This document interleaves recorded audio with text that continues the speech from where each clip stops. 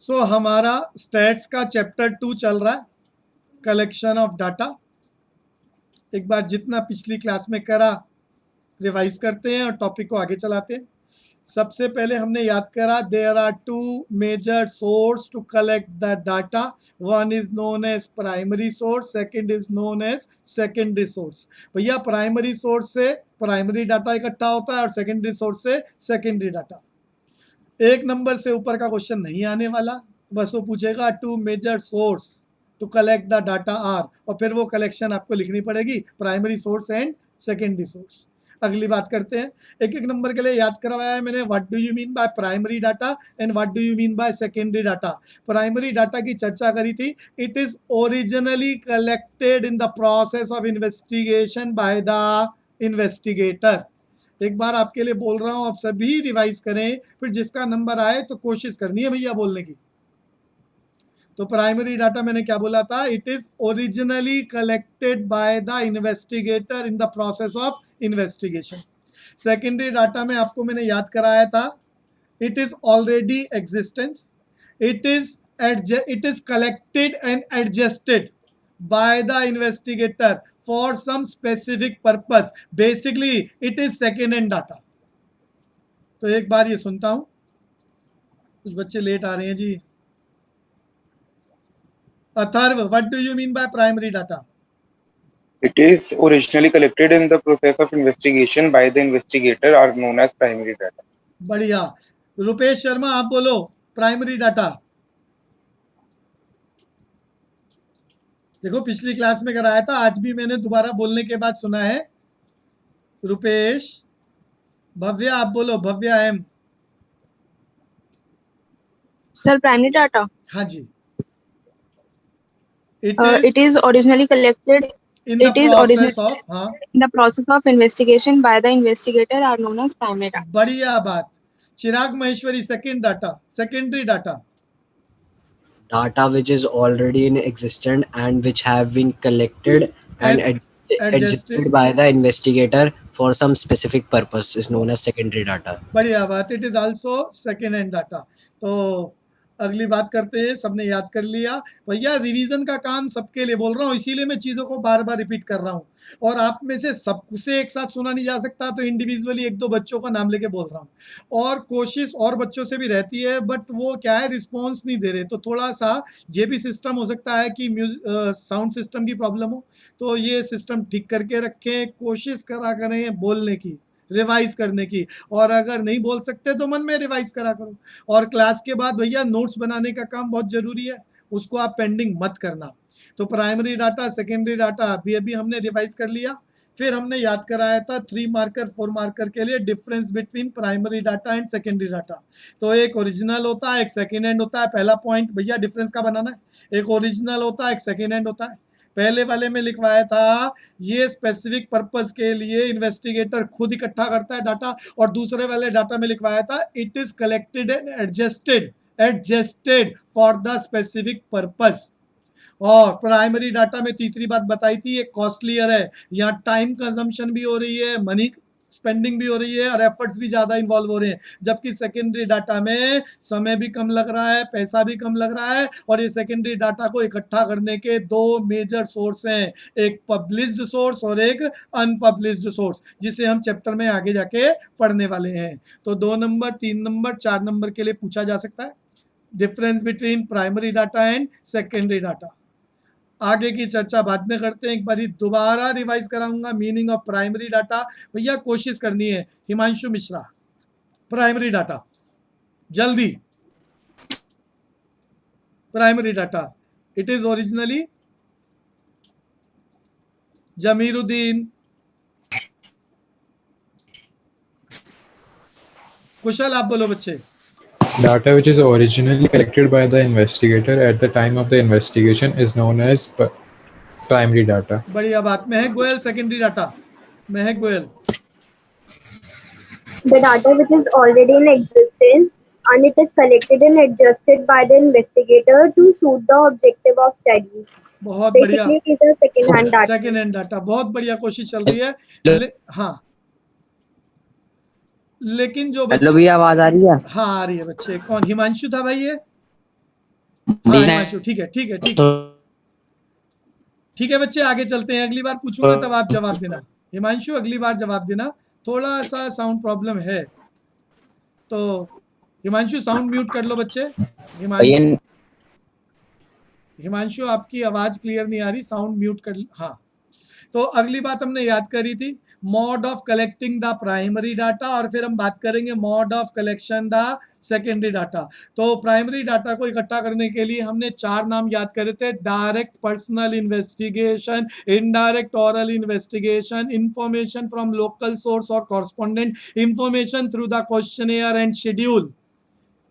रुपेश शर्मा बोलो, चारों नाम जल्दी जल्दी बोलना है भैया, याद कराने का काम हो रहा है। direct personal investigation, indirect oral investigation, information from local source or correspondent, information through the questionnaires and schedules. And information through the questionnaire and schedule classified in 2 parts: mailing method and enumerator method। ये बात दोबारा, complete position, Atharva repeat, सभी को revise करने के लिए कहा है। Direct personal investigation, indirect oral investigation, information from local sources or correspondent, information through questionnaires and schedules, which is further classified in 2 parts: mailing method, enumerators method। Last class में आखिरी वाले पर पहुंच गए थे, एक बार जल्दी से डिस्कशन कर रहे हैं भैया। आप डायरेक्ट पर्सनल इन्वेस्टिगेशन में investigator personally collect the information from the informants. Investigator personally collect the information from the इंफॉर्मेंट। जो डाटा कलेक्ट करके ला रहा है उसे इन्वेस्टिगेटर बोल रहे हैं, जिससे डाटा कलेक्ट कर रहा है उसे इंफॉर्मेंट बोल रहे हैं, और पर्सनली कलेक्ट कर रहा है। और यहाँ मैंने एग्जांपल आपको क्या बताया था, इंटरव्यू। जितने भी इंटरव्यू होते हैं सीधा इन्वेस्टिगेटर इंफॉर्मेंट से डाटा कलेक्ट करता है और उसके बाद बारे में परफेक्ट रिव्यू बनाता है। तो दूसरी बात करते हैं इनडायरेक्ट ओरल इन्वेस्टिगेशन। इसमें हम किसी दूसरे इंफॉर्मेंट के पास नहीं जाते, किसी दूसरे आदमी से ऑरली डाटा इकट्ठा करते हैं। और इसके लिए मैंने कोई कमेटी का नाम लिया था, याद हो तो, Ayushi, Kasturi Rangan committee in respect of educational reforms. तो कस्तूरी रंगन की जो टीम बनाई गई, उन्होंने ऑरली अदर पर्सन से एजुकेशन रिफॉर्म्स के बारे में, जो इंटेलेक्चुअल पर्सन थे, अलग अलग state wise, area wise, region wise data इकट्ठा करा, रिपोर्ट बनाई, सरकार को 2019 में पेश करी थी, और उसके बेसिस पर मॉडिफिकेशन के साथ 2020 new education policy announce by the central government. Indirect oral investigation example साथ साथ चला रहा हूं, हो चुका था ये। इंफॉर्मेशन फ्रॉम लोकल सोर्स और कॉरस्पॉन्डेंट, यहाँ भी हमने चर्चा करी थी। एग्जांपल आयुषी कौन सा लिया था हमने, कुछ बच्चे लेट आ रहे हैं, टीवी मीडिया की बात करी थी। इसके अंदर हमने बताया था यहाँ पर investigator appoint local person from the local area according to area wise. Investigator appoint local person from the local area according to area wise, और ये local person collect the information according to their own way and send it to investigator। और यहाँ example लिया था TV media. Information through the questionnaire and schedule पर पहुंच गए। Questionnaire और शेड्यूल का एक एग्जांपल डिस्कस करना चाह रहा हूं, फिर इसकी बात करेंगे। यहाँ पर क्या है, क्वेश्चनेयर बनाया जाता है, एक शेड्यूल बनाया जाता है, ताकि उसको फिलअप कराकर इंफॉर्मेंट से जो भी हम ऑब्जेक्टिव, जो भी डाटा कलेक्ट करना चाह रहे हैं, वो पर्पस हमारा पूरा हो जाए। यहाँ एक क्वेश्चनेयर एंड शेड्यूल प्रिपेयर किया जाता है, और उसको फिलअप कराने के लिए हम इनोमरेटर, इन्वेस्टिगेटर एक क्लरिकल स्टाफ अपॉइंट करता है, जिसको हम इनोमरेटर बोलते हैं। और ये इनोमरेटर जाकर वो फॉर्म, वो क्वेश्चनेयर एंड शेड्यूल फिलअप कराता है, किससे, इंफॉर्मेंट से। और वापस ये इंफॉर्मेशन किसको देता है, through the questionnaire and schedule, किसको, इन्वेस्टिगेटर को देता है, और उसके बिहाफ पर जो भी वो स्पेसिफिक पर्पस है वो फिल किया जाता है। तो यहाँ पर 2 मेथड है, एक तो मेलिंग मेथड, एक इनोमरेटर मेथड है। इनोमरेटर मेथड में इनोमरेटर का अपॉइंटमेंट होता है बाय द इन्वेस्टिगेटर। अरे सामने 2 मेथड लिखे हुए। इनोमरेटर मेथड में इन्वेस्टिगेटर अपॉइंट द इनोमरेटर, बोले तो एक क्लरिकल स्टाफ, उसको एक questionnaire and schedule printed form में दे दिया जाता है, और फिर वो मार्केट में जाकर इंफॉर्मेंट से वो सारे क्वेश्चनेयर शेड्यूल को फिलअप कराता है, और वो डाटा किसको, इन्वेस्टिगेटर को दे दिया जाता है, जिसके बिहाफ पर फिर जो भी पर्पस है वो फुलफिल किया जाता है। अभी एग्जांपल बोलने वाला हूँ। मेलिंग मेथड में मेल कर दिया जाता है, इकोनॉमिकल है, टाइम स्पेंडिंग बहुत कम होती है, ज़्यादा से ज़्यादा कवरेज हो सकती है। लेकिन मेलिंग मेथड का ड्रॉबैक क्या है कि कोई सामने वाला जिसके पास हम मेल भेज रहे हैं, लाखों करोड़ों लोगों को एक साथ भेजी जा सकती है, बट कोई उस बात पर रिएक्शन दे ना दे और सीरियसनेस के साथ उसका जवाब ना दे, तो ये उसका ड्रॉबैक है मेलिंग मेथड में। बट एरिया बहुत ज़्यादा बड़ा कवर हो सकता है रादर देन इनुमरेटर मेथड। चिराग, इनुमरेटर कौन होता है बच्चे? चिराग Maheshwari, इनुमरेटर appointed by the investigator who goes to market and collect the information through the questionnaire and schedule from the informants. अतर बोलो, इनुमरेटर कौन होता है? पुष्टि बोल रहे हैं, कुछ पूछ रहे हैं। सर मेरी बुक में ना ये सब तो दिए भी हुए हैं, पर फिर एक टेलीफोन इंटरव्यू और फिर ऐसा ऐसा सब भी दिया हुआ है। पुष्टि थोड़ा सा क्लियर नहीं हुई आवाज, दोबारा बोलेंगे एक बारी। पुष्टि वंस एक बार रिपीट करें, क्या कह रहे थे आप?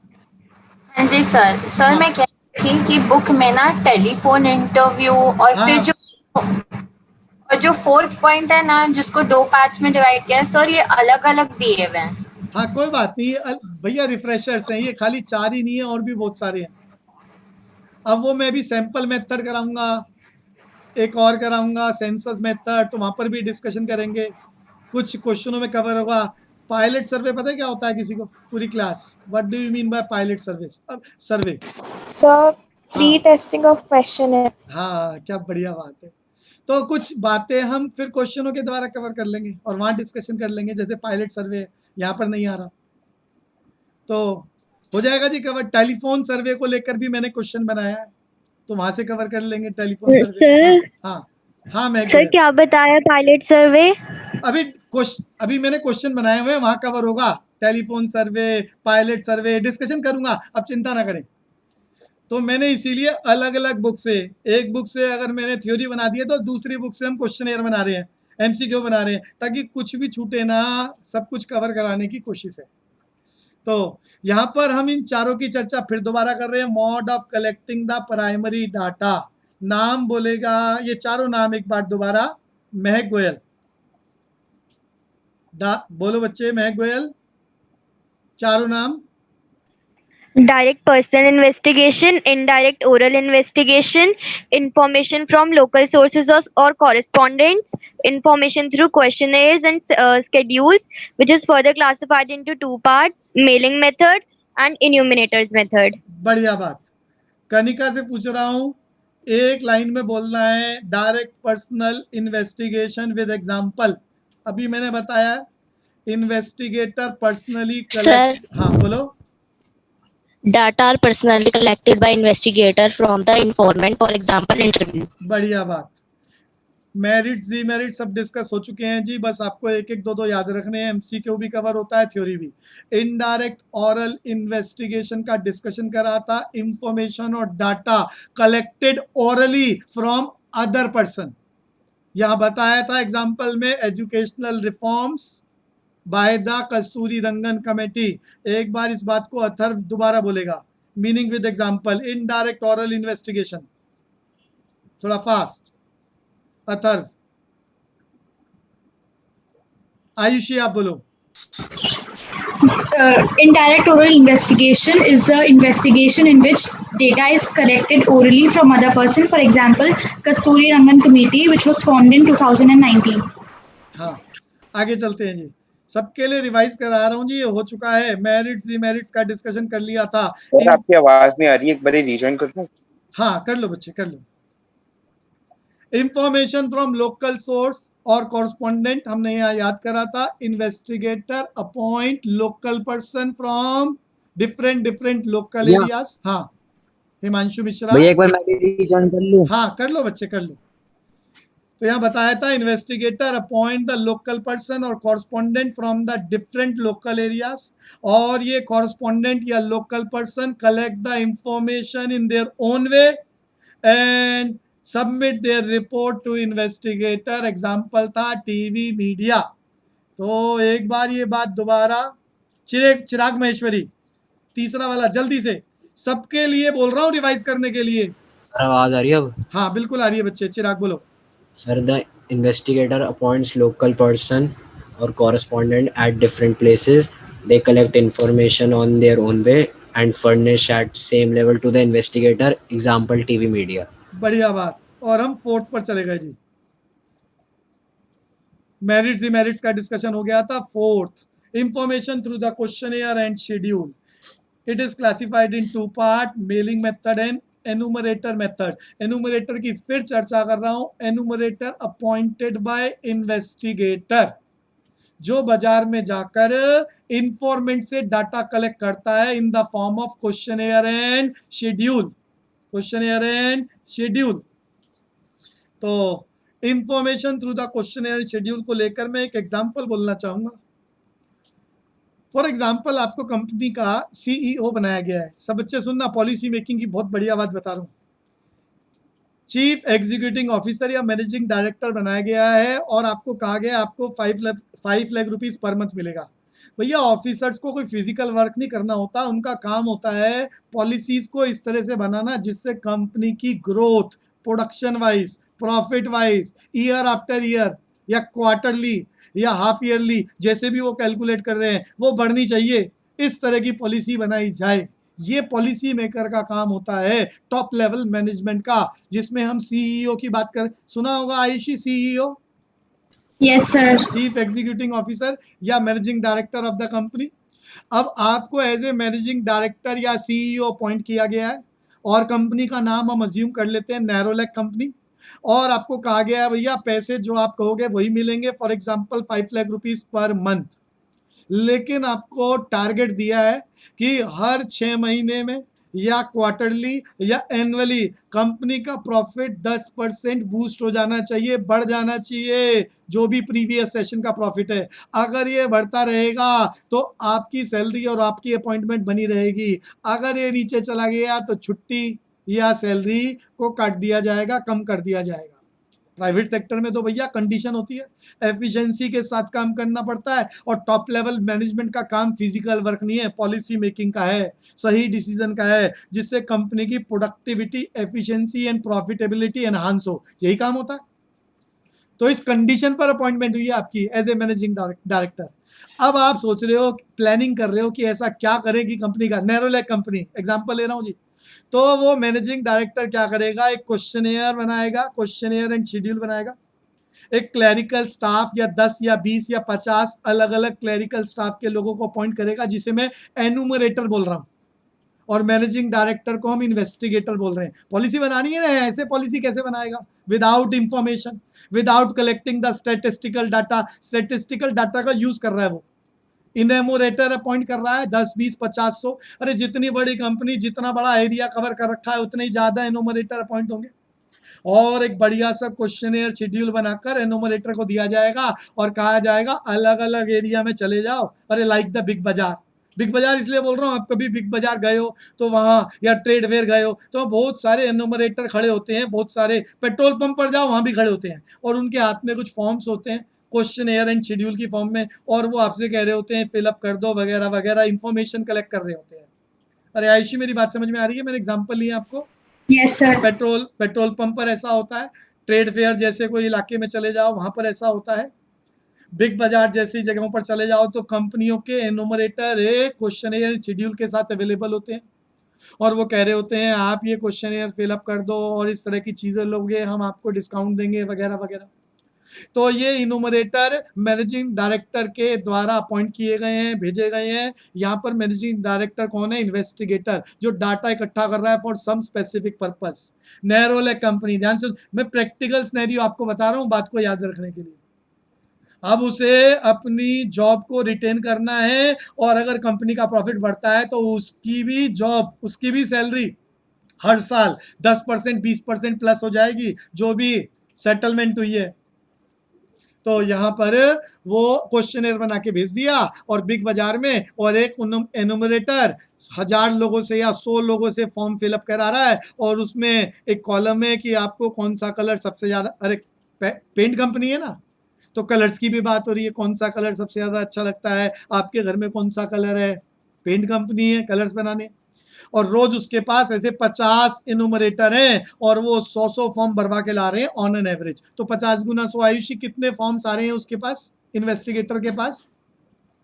जल्दी 5,000 है जी, 5,000 फॉर्म्स आ रहे हैं, डाटा कलेक्ट किया जा रहा है, और उस डाटा के बिहाफ पर जो एनुमरेटर में ने इन्फॉर्मेंट से कलेक्ट किया और इन्वेस्टिगेटर को सबमिट कराया, उसके बिहाफ पर वो एक समरी बनाएगा कि हमारे एरिया में जहाँ पर भी हमारी मार्केटिंग है वहाँ सबसे ज़्यादा कलर पसंद, मतलब लोग जो है सबसे ज़्यादा कलर कौन सा पसंद करते हैं। एग्जाम्पल ले रहा हूँ जी, मान लो ज़्यादा लोग पिंक की बात कर रहे हैं, पिंक कलर की बात कर रहे हैं, तो ऐसी कंडीशन में ये नैरोलैक कंपनी बाकी कंपनियों के कंपैरिजन में पिंक का शेड कार्ड, अरे पिंक में भी तो बहुत सारा वेरिएशन होता है, थोड़ा लाइट थोड़ा डार्क, थोड़ा लाइट थोड़ा डार्क, तो पिंक की वेरिएशन सबसे ज्यादा बनाकर मार्केट में पेश कर देगी, जबकि बाकी कंपनियों के पास उतनी वैरायटी नहीं होगी।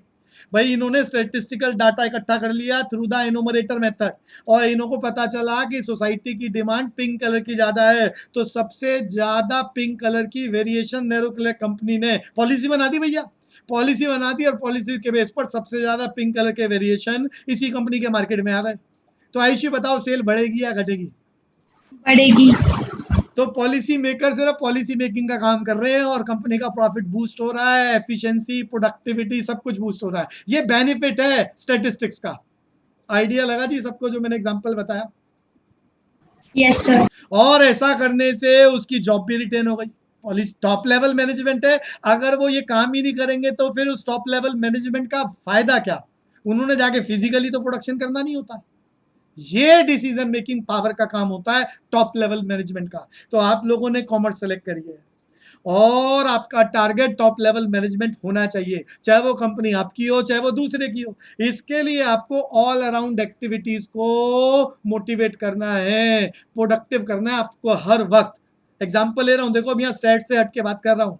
अगर आप वैसे तो कोरोना काल है घर में ही रहते हो, लेकिन फिर भी आपके लिए आप बाजार में गए, सड़क पे गए, तो आपकी अवेयरनेस क्या होनी चाहिए कॉमर्स से रिलेटेड, कि मार्केट में देखो अब किसी बच्चे की हॉबी है ऑटोमोबाइल्स में, तो उसे पता है कि कौन सी कार का नया मॉडल आ रहा है, क्या कैपेसिटी है, इंजन कैपेसिटी, सीडान क्या होता है। अरे किसी को पता है सीडान? अरे पूरी क्लास से पूछ रहा हूँ। एसयूवी, हाँ, तो लेकिन सबको नहीं पता होगा। तो मैं कह रहा हूँ ये पता होना चाहिए। आप कॉमर्स की फील्ड सेलेक्ट कर रहे हैं, तो मैं छोटा सा एग्जांपल लिया ऑटोमोबाइल्स का। अब इसका मतलब ये नहीं सिर्फ ऑटोमोबाइल, अब घर पे सुबह से शाम तक आप दुनिया भर की फास्ट मूविंग कंज्यूमर गुड्स का यूज करते हो। You heard about the FMCG? Ayushi FMCG बोले तो फास्ट मूविंग कंज्यूमर गुड्स। सुबह से शाम तक दुनिया भर की यूज करते हो प्रोडक्ट्स। अब क्या आपको उन सब प्रोडक्ट के कंपनियों के बारे में मालूम है कि जो आप प्रोडक्ट यूज कर रहे हो, ये आपने साबुन यूज करा है, ये कौन सी कंपनी का बनाया हुआ है? ये डिटोल जो आप यूज कर रहे हो कौन सी कंपनी की है? ये सब इन फ्यूचर आपकी लाइफ में यूज होने वाली है, आपके कैरियर में यूज होने वाली है, जीके के नाम से, बिजनेस एप्टीट्यूड के नाम से, इकोनॉमिक्स में। आप मिनिस्ट्री ऑफ फाइनेंस में कल को जॉब के लिए जाओ, आप कल को प्राइवेट सेक्टर में जाओ, तो भैया सीधा जितनी मर्जी डिग्रियां ले आओ, सीधा तो आपकी सिलेक्शन होनी ही नहीं है ना। वहां पर वो आपका आईक्यू लेवल भी चेक करेंगे, आपका पर्सनल इंटरव्यू भी होगा, आपका एमसीक्यू टेस्ट भी होगा, आपका रिटन टेस्ट भी होगा, और उसमें इस सब अवेयरनेस को चेक किया जाएगा। तो आप जब पढ़ रहे हो तो कंसंट्रेशन बढ़ाओ पढ़ाई में, मार्वलेस। और जब आप सड़क पर चल रहे हो तो व्हीकल्स, हर चीज जो भी आपके आसपास चल रही है, अरे प्रोडक्टिव बोला है, अनप्रोडक्टिव भी बहुत कुछ होता है, और कभी वो उसमें इकट्ठा करने का काम ज्यादा होता है कि कौन किसको मार रहा है, कौन किससे लड़ाई कर रहा है। तो उस अनप्रोडक्टिव चीजों को छोड़कर प्रोडक्टिव बातों को गैदर करने का काम है, अगर आपने कॉमर्स में सिलेक्शन कर ली है तो। ये आप 11 से अपना इंटरेस्ट डेवलप करोगे, ताकि 12th आते आते बहुत कुछ, जो जितनी जल्दी इस एक्टिविटीज को बढ़ाएगा उतनी नॉलेज उसकी भीड़ से ज्यादा होगी और वो उतना आगे निकलेगा कल को। ये एक प्रोसेस है नॉलेज को इकट्ठा करने का। आयुषी क्लियर हो रहा है बच्चे? Yes, sir. तो मैं अपने टॉपिक पर वापस आ रहा हूँ जी। तो यहाँ पर इंफॉर्मेशन मैंने बढ़िया सा एग्जाम्पल बताया। Information through the questionnaire and schedule का क्या यूज है इस स्टैटिस्टिक्स का पॉलिसी मेकिंग में, प्रोडक्शन को बूस्ट करने में। तो यहाँ पर information through the questionnaire and schedule, mailing method and enumerator method. Mailing method तो भैया आसान है, बहुत वाइड एरिया कवर हो जाता है, बस सबको मेल कर दो क्वेश्चनेयर बनाकर, शेड्यूल बनाकर। और फिर मेरिट्स क्या है, इकोनॉमिकल है, ओरिजिनल है, वाइड एरिया कवर हो सकता है। और यहाँ डीमेरिट्स आपने पढ़ ही लिए हैं, लेस एक्यूरेट होगा, बायसनेस होगी, लैक ऑफ फ्लेक्सिबिलिटी होगी, किसी का इंटरेस्ट नहीं है उसको भी आपने मेल कर दिया। अब इनुमरेटर मेथड की बात करते हैं। बता चुका हूं, इनुमरेटर अपॉइंटेड बाय द इन्वेस्टिगेटर। ये इनुमरेटर मार्केट में अप्रोच करता है, इंफॉर्मेंट से डाटा कलेक्ट करता है in the form of questionnaire and schedule, और फिर उसका यूज, और वो किसको सबमिट कराता है, इन्वेस्टिगेटर को। और फिर इन्वेस्टिगेटर ने वो डाटा जिस भी पर्पज से कलेक्ट करा, अभी मैंने एग्जांपल बताया, फिर वो अपने पर्पज में उसको फिट करता है और उसके अकॉर्डिंग पॉलिसीज बनाता है। और बेनिफिट्स क्या है, प्रोडक्शन का पर्पज है, एफिशिएंसी को प्रमोट करने का पर्पज है, प्रॉफिटेबिलिटी को बढ़ाना है, अचीव हो जाता है। अब मैं देखो जो भी बातें बोल रहा हूँ सब कुछ इकोनॉमिक्स ही है। अब बीच में मैनेजमेंट भी आ रहा है, बीच में बीएसटी भी आ रहा है, बिजनेस स्टडी भी आ रहा है। तो ये ऑल अराउंड एक्टिविटीज है कॉमर्स की। तो हम चलते हैं जी आगे। ये हमारा हाईली रिपीटेड क्वेश्चन है कि जब भी क्वेश्चनेयर एंड शेड्यूल बनाया जाए तो एक अच्छा क्वेश्चनेयर कैसा होना चाहिए, quality of good questionnaire and schedule. तो आपको 5-6 पॉइंट याद होने चाहिए, जितने मर्जी बनाए जा सकते हैं, 5-6 पॉइंट याद होने चाहिए। The question should be limited, जरूरत से ज्यादा ना हो, सामने वाला भरने में ही बोरियत महसूस करे, फिलअप ही ना करे, छोड़ दे। Question should be limited, question should be simple, question हमेशा प्रॉपर ऑर्डर में होने चाहिए, कोई अनडिजायरेबल क्वेश्चन ना हो, कोई कंट्रोवर्शियल क्वेश्चन ना हो जिसको जवाब देने में उस लोकल पर्सन को दिक्कत आए, इंफॉर्मेंट को दिक्कत आए। कैलकुलेशन को अवॉइड किया जाना चाहिए, क्लियर इंस्ट्रक्शन। आप बोर्ड का पेपर देने जा रहे हो, सबसे पहले वहां हाफ पेज क्लियर इंस्ट्रक्शन लिखी होती है कि 4 शेड्यूल में डिवाइडेड है, ये शेड्यूल इतने नंबर का है, ये शेड्यूल इतने नंबर का है। तो प्रॉपर क्लियर इंस्ट्रक्शन ही ना हो। अरे आप कल को जब जॉब के लिए जाओगे तो वहाँ टेस्ट होते हैं एमसीक्यू, तो वहाँ पहले से ही पूरा 1 पेज इंस्ट्रक्शन का होता है कि सिर्फ ब्लैक पेंसिल से आपको फिलअप करना है, सर्कल को फिलअप करना है, 4 ऑप्शन में से एक ही सर्कल को फिलअप करोगे, एक से ज़्यादा सर्कल फिलअप कर दिए नेगेटिव मार्किंग लगेगी। तो बहुत सारी इंस्ट्रक्शंस आपको मेंशन की जाती है, बॉल पेन यूज नहीं करना वगैरह वगैरह। और अगर ये इंस्ट्रक्शन ही क्लियर ना हो तो फॉर्म सही भरा ही नहीं जाएगा। और ऑल अराउंड एक्टिविटीज आपका क्वेश्चनेयर कंप्लीट होना चाहिए इन ऑल रिस्पेक्ट। तो एक बार दोबारा बोल के सुनना चाहूंगा, कोई 5 से 6 बातें याद होनी चाहिए, कोशिश करे सीक्वेंस ना बदले। Question should be limited, question should be simple, in proper order, no undesirable question, no controversial question, calculation must be avoided, there should be clear instruction and questionnaire completed in all respect. Atharv repeat, सबको बोलना है, बोलो जी। Quality of good questionnaire Atharva.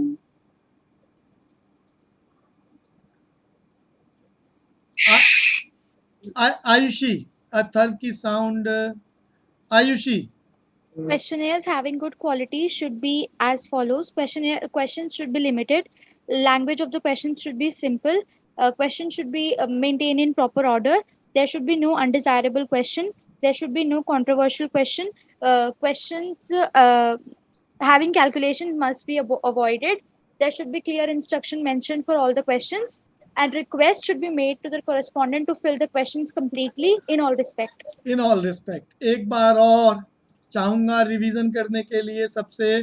तो कुशल अब की बार आप बोलें, कहीं भूल जाएं सामने से हिंट ले सकते हैं, कोशिश करें। Question should be limited, question should be simple, question should be in proper order, there should be no controversial questions, and number of questions should be limited. आगे बोल और कोशिश करो calculation Questions with calculations must be avoided. There should be clear instructions for the questions. Request should be made to the respondent to return the questionnaire in all respect. बढ़िया बात। आगे चलते हैं जी, आगे चलते हैं। तो ये हमने क्या तैयारी करी थी बच्चों, mode of collecting the primary data. एक बार फिर सुन रहा हूँ, mode of collecting the primary data classified in 4 major parts. वो चारों नाम चिराग महेश्वरी, ये भी हमने जो चारों डिस्कस करे, direct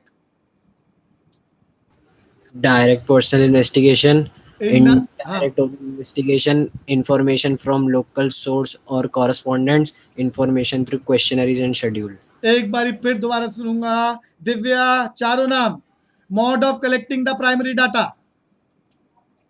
Direct personal investigation, indirect oral investigation, information from local sources or correspondence, information through questionnaire and schedules. तो आई थिंक सबको याद हो गया है। बार बार सबको रिवीजन करने के लिए कह रहा हूँ, समझते हुए, याद करते हुए। और ये अगली बात हम कर रहे थे, mode of collecting secondary data. Mode of collecting primary data discuss कर लिया, 4 मेजर पार्ट्स पढ़े थे। और जो फोर्थ था, further classified in 2 part, one is known as mailing method and second is known as enumerator method. अगली बात हमने क्या याद करी, mode of collecting the secondary data. यहाँ पर it is classified in 2 part, published source and unpublished source. Unpublish source का मतलब सेकेंड हैंड डाटा कहीं से भी आप कलेक्ट कर लो जो फेमस ना हो, अनपब्लिश सोर्स। और पब्लिश्ड सोर्स किसी फेमस सोर्स से आप सेकेंड हैंड डाटा को कलेक्ट करो अपने पर्पस को मेट करने के लिए।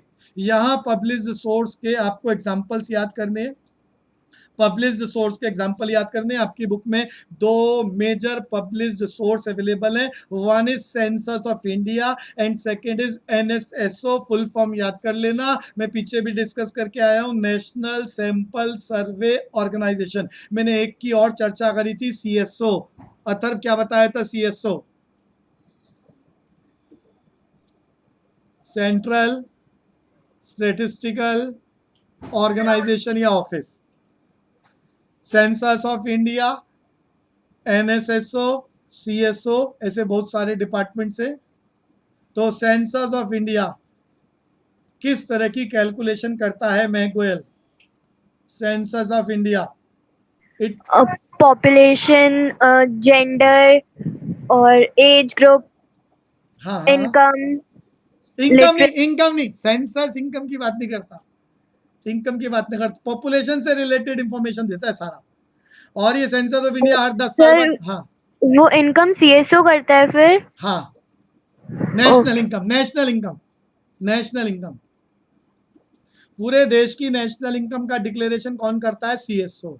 और मैंने आपकी नॉलेज के लिए, बुक में मेंशन नहीं है, आपकी नॉलेज के लिए बताया था, जिस ऑफिशियल डॉक्यूमेंट पे हमारे देश की नेशनल इनकम, इंडिया की नेशनल इनकम डिक्लेयर की जाती है, उसे क्या बोलते हैं, white paper. White paper, Hindi में श्वेत पत्र बोला जाता है।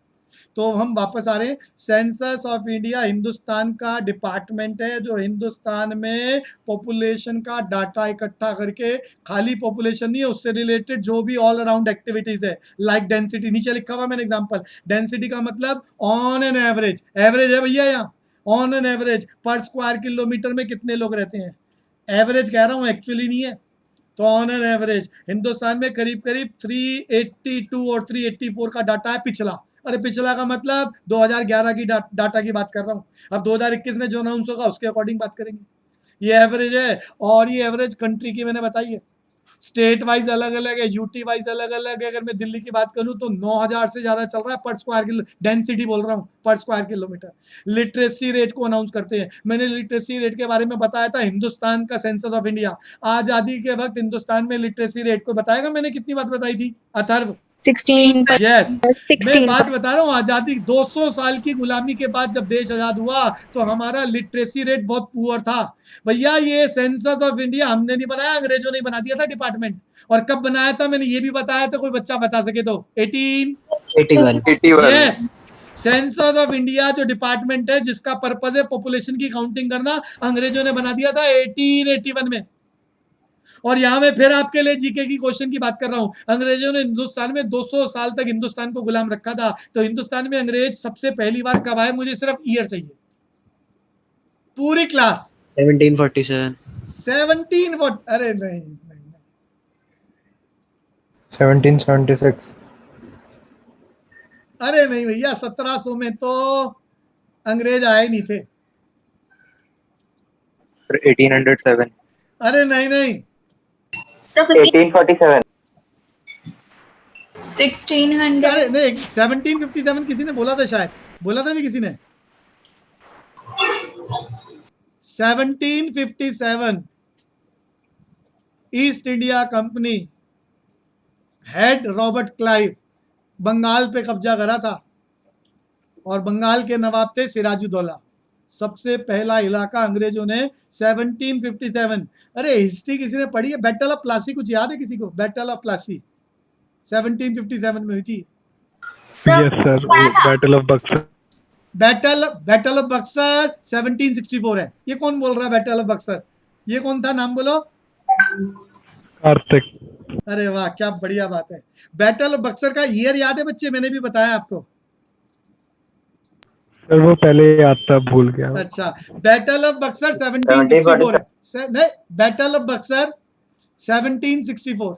1757 में पहली वॉर हुई थी ब्रिटिशर्स की इंडिया में, बैटल ऑफ प्लासी।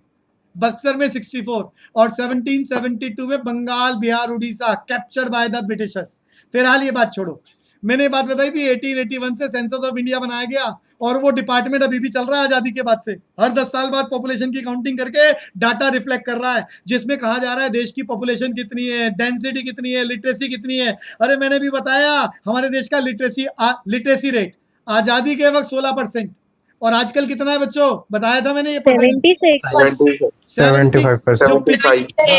2011 के अकॉर्डिंग 75%। अभी 78 को क्रॉस कर चुके हैं। एग्जैक्ट अनाउंसमेंट 1 अप्रैल 2021 को होगी। कोरोना की वजह से लेट हो सकता है, डिपेंड करता है सरकार की अनाउंसमेंट सेम टाइमिंग पे आएगी या थोड़ा लेट होके आएगी। तो लिटरेसी, पॉपुलेशन और जेंडर, जो भी अभी एक बच्चा बोल रहा था, तो पॉपुलेशन के रिस्पेक्ट में all around activities. Female male ratio के बारे में पता है बच्चों? नाम सुने कभी? फीमेल मेल रेशो को सेक्स रेशो भी बोलते हैं। सेक्स रेशो बोले तो females per 1000 males. हाँ, पर 1000। अरे वो कौन बता रहा था फीमेल मेल रेशो के बारे में? महक गोयल. हाँ बोलो, फीमेल मेल रेशो होता क्या है? Number of females per 1000 males. Yes, Hindustan में फीमेल्स को पैदा होने के वक्त या पैदा होने से पहले मार दिया जाता है, तो भगवान रेशो मेंटेन करके रखता है। लेकिन ये लोग जो है, और बात सिर्फ ये गांव की और अनएजुकेशन की नहीं है, एजुकेटेड लोग भी करते हैं। तो सरकार फीमेल मेल रेशो भी अनाउंस करती है, जिससे पता चलता है कि कितनी बच्चियों को मारा गया है। और हिंदुस्तान में सबसे ज्यादा गड़बड़ female male ratio, sex ratio की कौन सी स्टेट भैया? ये हमारा हरियाणा. हाँ, क्या बढ़िया नॉलेज है आपकी। तो ध्यान से सुनना, हिंदुस्तान अपने सेंसस ऑफ इंडिया के द्वारा फीमेल मेल रेशो अनाउंस कर रहा है ऑन एन एवरेज, और हर स्टेट वाइज और यूटी वाइज भी निकाल रहा है। और सबसे ज्यादा बढ़िया फेवरेबल रेशो केरला की है। क्या बढ़िया बात है भैया, ये पढ़ा था क्या तुमने? Yes. अच्छा, पढ़ा था। तो केरला की है। और सबसे ज्यादा अनफेवरेबल कहाँ की है? हरियाणा की। इसी अरे नहीं, बिहार की नहीं है। अरे बिहार की नहीं है, हरियाणा की है सबसे ज्यादा गड़बड़, सबसे ज्यादा अनफेवरेबल। अरे 830 पिछले डाटा के अकॉर्डिंग तो 837 थी अगेंस्ट द 1000, 837। ये तो अब सरकार, तुम्हें मालूम है हमारी जो सरकार चल रही है, उन्होंने इसको रोकने के लिए कि बच्चियों की हत्या ना हो, उन्होंने स्लोगन दिया, नारा दिया। और मजे की बात है, उसी हरियाणा से अनाउंसमेंट करी थी। क्या था, कोई बता सकता है? पॉलिसी बेटी बचाओ बेटी पढ़ाओ। हाँ, और मुझे ये इनोवेशन इस पॉलिसी का हरियाणा से किया गया। और जब ये, अरे आज की अनाउंसमेंट नहीं है, आज इस बात को 6 साल हो चुके हैं पॉलिसी को अनाउंस करे हुए। और इस पॉलिसी के अनाउंस करने के बाद फीमेल मेल रेशो बहुत बेटर हो गई है हरियाणा की। और अगला जो अनाउंसमेंट आएगा उससे पता चल जाएगा कितना बेटर हो गया। तो चलते हैं, ये सब सेंसस ऑफ इंडिया से आ रहा है, जिसको लेकर देखो सेंसस ऑफ इंडिया डाटा दे रहा है स्टैट्स का, और उसका बेनिफिट क्या है, उसको लेकर सरकार पॉलिसीज बना रही है। मैंने भी पॉलिसी बताई आपको, बेटी बचाओ बेटी पढ़ाओ। और उस पॉलिसी को बनाने से देखो लोगों में अवेयरनेस आती है और फिर लोग सिस्टम को बेटर करने का काम करते हैं। तो स्टैट्स का यूज दिखा रहा हूं मैं आपको। सेंसस ऑफ इंडिया, भारत, देखो सेंसस ऑफ इंडिया अलग बात हो गई, सेंसस मेथड अलग बात हो गई। ये सेंसस मेथड को इसमें मिला मत लेना, सेंसस मेथड की भी चर्चा करी नहीं है मैंने। सेंसस ऑफ इंडिया भारत सरकार का एक डिपार्टमेंट है जो सेंसस को लेकर डाटा इकट्ठा करता है, जिसमें population, density, literacy, female male ratio, gender की बात, ये सब अनाउंसमेंट्स होती है, जिसको हमारी सरकारें भी और हम भी कोई भी हमें डाटा चाहिए तो हम इस डाटा को लेकर अपनी जो भी हम पॉलिसी बनाना चाह रहे हैं उसके साथ मैच कर लेते हैं और पॉलिसी बना देते हैं। तो सेकेंड हैंड डाटा हम कहां से इकट्ठा कर लेते हैं? उसका सबसे बड़ा बढ़िया पब्लिश्ड सोर्स क्या है? सेंसस ऑफ इंडिया, सरकारी ऑर्गेनाइजेशन। अगली बात, एनएसएसओ सबने याद कर लिया full form, national sample survey organisation. ये भी भारत सरकार का डिपार्टमेंट है, ये भी डाटा इकट्ठा करता है। ये पूरे देश में लैंड होल्डिंग कितनी है, अरे खाली लैंड होल्डिंग नहीं, उसकी डिवीजन होती है, फॉरेस्ट एरिया। अरे तुमने दिल्ली में पूसा रोड तो सबने सुना होगा या नहीं सुना? Athar Pusa road, yes sir. अरे पूसा रोड के आसपास का बहुत सारा इलाका ना सरकार ने ना फॉरेस्ट एरिया डिक्लेयर कर रखा है, वहां कोई भी कॉमर्शियल एक्टिविटी जिंदगी में नहीं हो सकती। फॉरेस्ट पॉलिसी बना रखी है सरकार। अरे दिल्ली में क्या हवा खराब ना हो जाए भैया, लोग जरूरत से ज्यादा होंगे तो ऑक्सीजन की रिक्वायरमेंट है, कार्बन डाइऑक्साइड एमिट हो रही है, पॉल्यूशन बहुत ज्यादा बढ़ रहा है, तो ग्रीनरी चाहिए। तो हम लोगों ने स्टेट वाइज और पूरी कंट्री वाइज पॉलिसी बना रखी है, फॉरेस्ट पॉलिसी, कि हमें फॉरेस्ट एरिया को या तो रिटेन करना है या बढ़ाना है ताकि ऑक्सीजन ज्यादा एमिट हो, पॉल्यूशन को रिड्यूस किया जा सके, सर्वाइवल को बढ़ाया जा सके। हर स्टेट की फॉरेस्ट पॉलिसी अलग है और सेंट्रल गवर्नमेंट उसके ऊपर अलग से काम करती है, और ये स्टैटिस्टिकल डाटा के बगैर नहीं आ सकती। और स्टैटिस्टिकल डाटा लैंड होल्डिंग का, कि कितना लैंड फॉरेस्ट एरिया का है जिसमें कोई और एक्टिविटी नहीं हो सकती, वहां सिर्फ ग्रीनरी डेवलप सॉरी, अरे शंकर रोड वगैरह का इलाका आपको समझ में आ रहा होगा, बहुत सारा दिल्ली में एरिया है, अरे समझ पा रहे हो? शंकर रोड तो वो एरिया फॉरेस्ट एरिया उन्होंने मार्क कर रखा है, वहां कोई कॉमर्शियल एक्टिविटी जिंदगी में नहीं हो सकती। या तो ये फॉरेस्ट एरिया बढ़ाया जाएगा, उसको घटाया नहीं जा सकता। सरकार, अरे दिल्ली डेवलपमेंट अथॉरिटी जैसे डिपार्टमेंट उस एरिया को चाहकर भी करोड़ों रुपया मिल जाएगा, वहां पर कोऑपरेटिव सोसाइटियां फ्लैट्स बना सकती हैं, कॉमर्शियल एक्टिविटीज हो सकती हैं, अरबों डॉलर इकट्ठे हो सकते हैं, रुपये इकट्ठे हो सकते हैं, लेकिन वो नहीं किए जा सकते, सरकार की पॉलिसी है। तो ये लैंड होल्डिंग का डाटा एनएसएसओ बना रही है, जिसको लेकर फिर सरकार पॉलिसी बनाती है और देश की डेवलपमेंट तेजी से हो, बैलेंस तरीके से हो। उसको सिर्फ पैसा ही कमाना ऑब्जेक्टिव नहीं है, साथ में वेलफेयर भी तो होना चाहिए, ग्रीनरी भी होनी चाहिए, लोगों को ब्रीथिंग प्रॉब्लम भी नहीं होनी चाहिए। तो ये कहां से पॉलिसीज बन रही हैं? एनएसएसओ के डाटा को देखकर। और यहाँ लैंड होल्डिंग का मतलब सिर्फ लैंड होल्डिंग नहीं है, मैंने भी समझाया, फॉरेस्ट एरिया का लैंड कितना है, एग्रीकल्चर एरिया का लैंड कितना है। दिल्ली में एग्रीकल्चर लैंड भी है भैया, खेती होती है। रेजिडेंशियल जोन, आयुषी मेरी बात समझ में आती है, जहां मकान बनाने की परमिशन सरकार देती है। कॉमर्शियल जोन होता है अलग से, इंडस्ट्रियल जोन होता है जहां सिर्फ फैक्ट्रियां लगाई जा सकती हैं, और इंडस्ट्रियल जोन के बाहर फैक्ट्री लगाएंगे तो सरकार कहती है भैया हम आपको लाइसेंस नहीं देंगे, आप यहां से फैक्ट्री बंद करो। आपको बात समझ में आ, ताकि कॉमर्शियल इलाके में कॉमर्शियल एक्टिविटी हो, रेजिडेंशियल इलाकों में रेजिडेंशियल हब बने और लोगों के कंफर्ट का और प्रॉपर अर्बनाइजेशन को बूस्ट। वो अलग बात है, कहीं कहीं ऐसा नहीं हो पाता और सरकार की पॉलिटिकल विल इतनी स्ट्रांग नहीं है तो चीजें मिक्स मैच हो जाती है और उतनी अचीवमेंट जो होनी चाहिए नहीं हो पाती। भैया आपने कभी, किसी बच्चे ने, इतने सारे मेरे पास क्लास में बैठे हैं, अरे चंडीगढ़ के बारे में कहीं देखा हो किसी ने? चंडीगढ़, अरे चंडीगढ़ किसी ने देखा हो?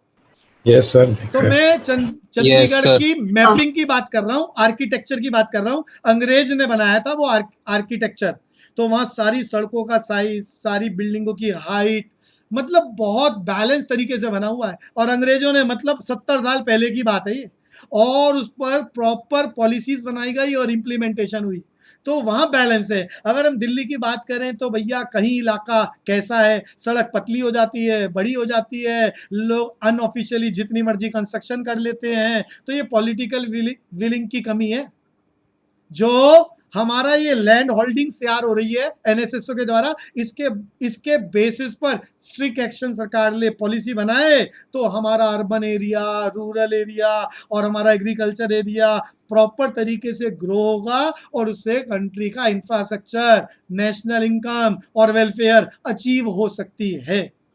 तो मैंने एनएसएसओ का डाटा का यूज बताया है कि ये डाटा जो बनाता है एनएसएसओ सरकारी डिपार्टमेंट है, इसका यूज सरकार के ही दूसरे डिपार्टमेंट करते हैं पॉलिसी बनाने में।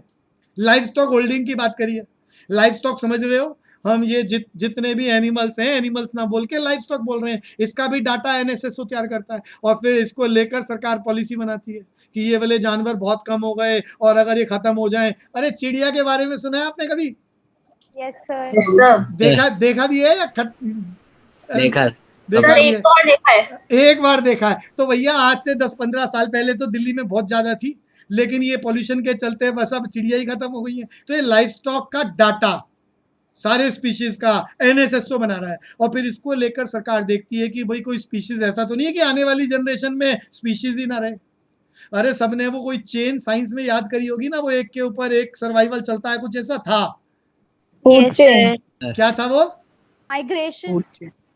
कि वो एक food chain and food web. हाँ। तो भैया हर किसी का अपना रोल है, हर किसी का अपना रोल है और वो चीज खत्म हो जाएगी तो वो सोसाइटी को, नेचर को डिस्टर्ब करेगी। तो यहाँ मैं एनएसएसओ की बात कर रहा हूँ जो सिर्फ डाटा इकट्ठा कर रही है, लाइव स्टॉक, जिसको लेकर सरकार के अलग अलग डिपार्टमेंट्स पॉलिसीज बनाते हैं। और ये सरकारी डिपार्टमेंट तो बनाते ही हैं, हम व्यापारी, बिजनेसमैन और बड़े बड़े कॉरपोरेट सेक्टर भी इस एग्जिस्टिंग डाटा को यूज करके अपने बिजनेस में प्रॉफिट को बूस्ट करते हैं। इस एग्जिस्टिंग डाटा को यूज करते हैं अपने फेवर में, छोटे छोटे लेवल पर, छोटे छोटे ऑर्गेनाइजर। तो लेवल ऑफ एम्प्लॉयमेंट की बात कराई थी मैंने भैया, ये अनएम्प्लॉयमेंट का मतलब बताया था। महक गोयल बताना जरा unemployment, what do you mean bye unemployment? The able people who are willing to work at going wages but cannot find jobs. बढ़िया बात, मैं सबके लिए दोबारा बोल रहा हूँ, फिर याद करने की कोशिश करें। Unemployment, when every able person willing to do the work at the prevailing wage rate but do not get work. Once again repeat, Kanika. When every able person willing to do work at prevailing wages but do not get the job, then it is called unemployment. और ये unemployment बहुत सारे types की होती है। तो भैया अब हम बात करते हैं, अभी तक मैंने जो कराया वो क्या था? Mode of collecting. एक बारी पूछ रहा हूँ जी, पहले हमने याद करा प्राइमरी डाटा, फिर सेकेंडरी डाटा और फिर हमने याद करा mode of collecting the primary data. Athar चारों नाम, mode of collecting the primary data. Direct बोलो, 4 नाम बताए थे। डायरेक्ट, पर्सनल, इन्वेस्टिगेशन, अथर्व, चारों नाम। आयुषी आप बोलो। Ayushi. Direct personal investigation, indirect oral investigation, information from local source, information through questionnaires and schedules. बढ़िया बात। और फिर हमने याद करा mode of collecting the secondary data, published source, unpublished source. Published source में 2 एग्जांपल याद कराए, नाम बताओ। पहला Census of India. Census of India, terms याद करना। सेंसस ऑफ इंडिया में पॉपुलेशन, लिटरेसी रेट वगैरह वगैरह, कम से कम 2 या 3। और उसके बाद फिर मैंने बताया एनएसएसओ की full form Ayushi, National Sample Survey Organization. और फिर इसमें कौन कौन से डाटा रिफ्लेक्ट किए जाते हैं? Land holding, livestock, employment and unemployment. और इसका यूज सरकारी डिपार्टमेंट तो कर ही रहे हैं, इसके अलावा वो छोटी छोटी ऑर्गेनाइजेशंस इस डाटा को, इस सेकेंड हैंड डाटा को अपने फेवर में यूज कर रहे हैं, पॉलिसीज बना रहे हैं, प्रॉफिटेबिलिटी और एफिशिएंसी और प्रोडक्टिविटी को इंप्रूव करने के लिए। अभी समय की लिमिटेशन, अगली क्लास में हम census method and sample method की बात करेंगे to collect the data. There are 2 methods to collect the data. One is known as sample method and second is known as census method. और फिर दोनों को थोड़ा डिटेल में डिस्कशन। बस ये आखिरी एरिया भैया, यहाँ पर एरर्स वाला टॉपिक भी मैं कराऊंगा जो आपके पेपर में नहीं आएगा, बट वो 2-4 मिनट का ही है, थोड़ा ज़्यादा करेंगे। किसी को कुछ पूछना है तो पूछ सकते हैं। आयुषी क्लियर हो गया बच्चे?